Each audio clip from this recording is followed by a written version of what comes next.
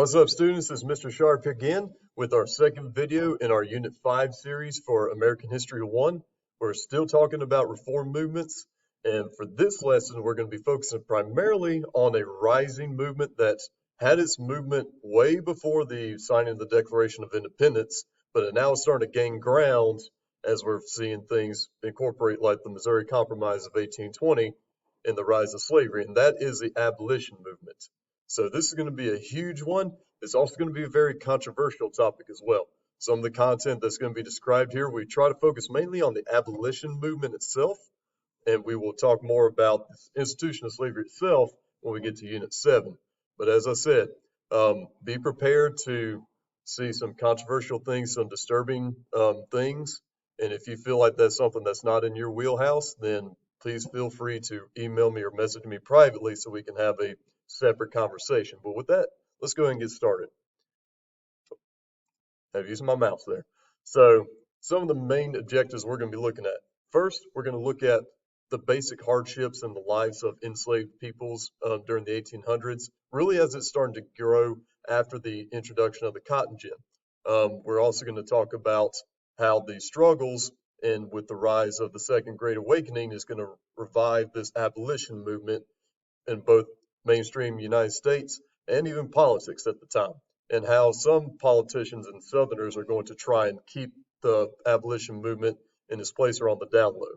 Some of the main terms you're going to see in this section, we're going to talk about some key players in resistance to slavery like Nat Turner and Denmark Vesey. We're going to look at some of the main abolitionists like William Lloyd Harrison and Frederick Douglass, and then look at the gag rule and how it was instituted in Congress during this time. So, to start off with, obviously, slavery has been a part of American history ever since 1619 with the first 20 enslaved peoples coming to Jamestown. And it really stayed primarily in the South. Even though there was slavery in the North, by the time of the end of the Civil War, the end of the Revolutionary War in 1783, slavery in the North started to go on the decline, all the way to the point where states would eventually abolish slavery for good in the northern states. It did not do that in the South.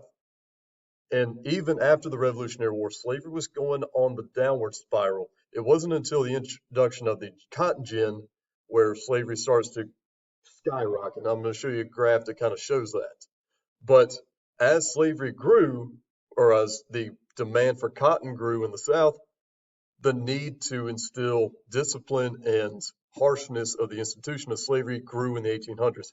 This is why this point in time in history, in American history, is so focused on this divide between abolition and slavery, because slavery is going to become really harsh at this time. What do I mean by that? So, cruel treatments were a thing. A lot of people are probably going to tell you as you go walk out through life, it wasn't that bad. The textbooks are just lying to you. This is something that we've seen primarily out of the lost cause historical way of thinking to try and solidify the Confederate States during the Civil War. But we can't deny the facts that this institution of chattel slavery that we discussed back in Unit 1 was really demeaning. It was really cruel. And if you don't believe me, there's going to be a lot of DBQs we'll do in Unit 7 that prove the point. And it's coming straight from the mouths of people who actually lived during this time. So with that being said, some of what were these kind of cruel treatments? For one thing, enslaved peoples, if they were under a master living, even if you were in a household of just a few slaves or even hundreds, you were essentially put to strict work routines from sunup to sundown. You were more looked at as an asset and as a machine versus a human. So what does that mean? You would have different overseers to ensure that work was being done. If it wasn't, punishments would follow. It could be mental, it could be physical, from beatings to humiliations to the threat of separating families. So this is also a part of maintaining the racial hierarchy and the racial separation in Southern culture. So it was very demeaning. So what did these enslaved peoples do to kind of keep their spirits up? Now, it is true that a lot of people did take their own lives and run away, but spirits and strength was maintained by maintaining religious identity during the Second Great Awakening. Many African Americans would build their own churches and reach out to enslaved peoples to bring ministers and bring Bibles to encourage freedom of religious expression. Some maintain family traditions, improving their poor little homesteads to something that they could own themselves, and encouraging cultural values, waving in a new kind of culture that African Americans would institute later on after slavery would be abolished after the Civil War. What were some resistance to slavery? Because, yes, not everybody was happy to be in bondage, so people would use different means of resistance. And it didn't always mean violent means. Resistance could be in the form of breaking down tools, sabotaging products, deceiving overseers like, I don't understand your instructions, they're just a stall for time. Other ones could have been from running away. Running away increased almost over 100% during the by 1830 with with enslaved peoples running away to Mexico, to the northern states of Canada, where these places where slavery was abolished or slavery was outlawed.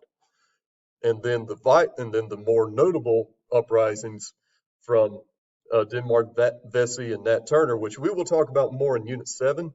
These guys would um, be famous for their violent uprisings, and they were Denmark Vesey was inspired by the Haitian Revolution. He was a former Haitian citizen and came to the United States. Nat Turner was a minister who saw the evils of it and was able to inspire local people, enslaved peoples, to uprise against a lot of his white overseers in Virginia. But as we can see, it's no lie that the number of enslaved peoples did increase from 1790 to 1860. Now, some of y'all are probably thinking, wait a minute, Mr. Sharp, wasn't the slave trade banned after the Revolutionary War? It was. However, that didn't stop a lot of Southern plantation owners to figure out other ways to do it. So many slaves that would come to the United States would have been shipped in illegally.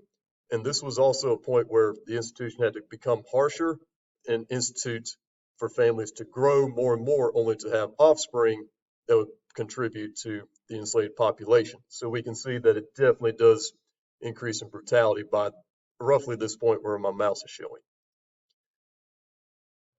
And yes, life would have been extremely difficult. You probably can't imagine if you've never worked outside all day long in the hot sun, especially wearing different types of clothes that are probably much warmer than ones I'm wearing right now. So, and yes, these are depictions of rebellions and uprisings that actually did occur. So it wasn't like people just stood back and watched. So we know that resistance happened. Let's see how it moves to the abolition side of things. And you guys can pause this video and see this chart here about how slavery does continue to increase, and some of these acts that continue to forcefully put slavery at the forefront of American politics. We'll get into this in Unit 7. So, excuse me. All right, so as slavery becomes more prevalent in Southern culture, there are more African Americans who are becoming free, and they're running away and being introduced to freedom, and they're going to bring their stories with them. And this is going to encourage more and more freedmen, also known as free African Americans, and Northern whites to say, hey, we got to abolish this thing. So, and we can see that there's primarily more free African Americans in the North, primarily in Maryland, Delaware, not really prevalent in other parts of the northern states, but they would spread their message. So this is going to be the cause for the rise of the anti-slavery movement in the United States. Even though that was a thing way before the signing of the Declaration of Independence, it starts to gain foothold throughout the 1800s because of the rise in the population of freedmen and the sharing of the different experiences and atrocities that are committed down in plantations. So, who were some of these abolitionists, and what did this abolition movement really come from? So, the abolition movement, as I said, really started way before the signing of the Declaration of Independence. But as men like William Lloyd Garrison, who's going to be one of the most influential abolitionists at this time, he was a white newspaper journalist, starting out, but then he became a publisher of his own journal or his own newspaper called Liberator in the 1820s. He was even put under pressure one time because he burned a copy of the Constitution saying that I cannot condone this Constitution if it allows for slavery. He was a huge abolitionist at this time. He's going to also launch the Anti-Slavery Society in 1833, gaining hundreds of members from different northern states together, and they would hold normally different political events and rallies to talk about how slavery is such an atrocity. Now, some of these people, some of these white Northerners would make a point that it's because of moral reasons, that it's against God's law to enslave another human being. So they were thinking about it more from a moral standpoint. Now we have abolitionists who are on the other side of the coin saying that, it's probably wrong to treat another human being like this. And that's where we get Frederick Douglass. Now, Frederick Douglass was a former slave. He escaped at the age of 12. He was able to become educated and was a very, very eloquent speaker. If you ever read his letters, they're very fascinating to read. But he would come to these different abolition rallies and the Anti-Slavery Society meetings and give his testimony.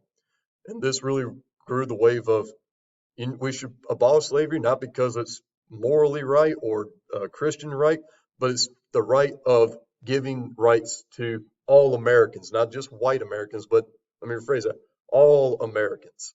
So that's going to be his standpoint. And there's other big abolitionists at this time. A good example of Northern leaders who really encouraged church-going members was Theodore Weld. Even abolitionists from the South. The Grimsky sisters are probably the most famous of these. They were daughters of a slave plantation owner, saw a lot of atrocities, moved up north to talk about what they witnessed. And we can see that obviously not everybody's going to cling to this, to the abolition movement, obviously, from this picture right here. So, where's this resistance coming from? Primarily in the South, with white Southerners, not just plantation owners, but the yeoman farmers and the poorest of whites who probably didn't even own slaves. So these white farmers and white men from the South, they will make the statement that it's for the betterment, mainly not because of moral reasons, but to instill that slavery hierarchy that was created with the institution of slavery. So how are they going to defend it? How can you defend that? They'll make the arguments for advocating that, hey, this maintains the racial hierarchy in our culture and it's necessary for the treatment of people who are in bondage. You'll still hear people make this argument today. Yeah, you won't buy it either. But either way, this was something that was trying to be pushed to just kind of to juke move away from the whole issue of slavery itself. It wasn't just in the South, it was also in the North too.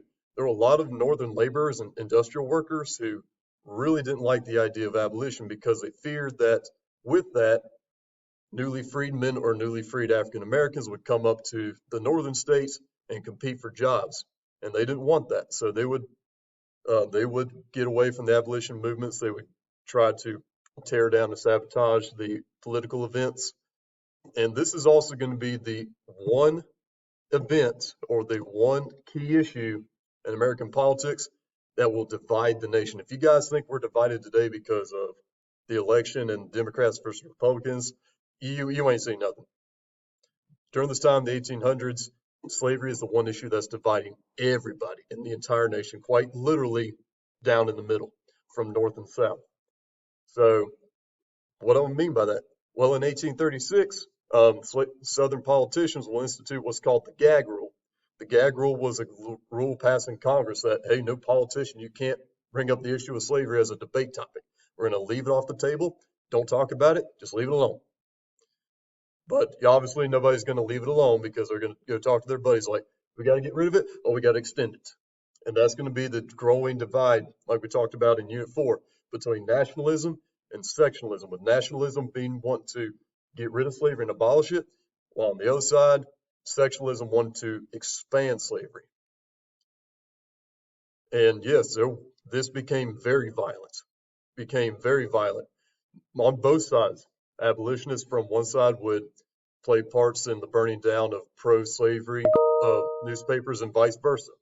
This was becoming a very hot topic at the time. It's going to boil over to eventually the Civil War. With that,